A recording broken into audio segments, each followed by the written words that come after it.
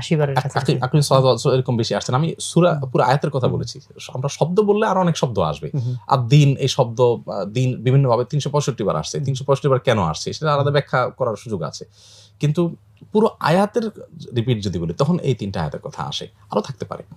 তো এগুলো নিয়ে আমাদের মানে আমরা যদি ভাবতে চাই তো ভাবনার বহু জগৎ আছে এবং সুযোগ আছে। জাস্ট এটা বোঝাবার জন্য বলা যে কেন আল্লাহ তাআলা বারবার রেখেছে। আচ্ছা, আমি আরেকটা প্রসঙ্গে একটু যেতে চাই যে কোরআনের প্রভাবের যে জায়গাটুকু আমরা এখন পর্যন্ত মূলত বুঝলাম, ইন্সপিরেশন, গাইডেন্স, এই জায়গাটা। আমরা যদি একটু বিধিবিধানের জায়গায় যাই, যে কোরআন একই সাথে আমাদের জন্য অনেক বিধিবিধান রেখেছে।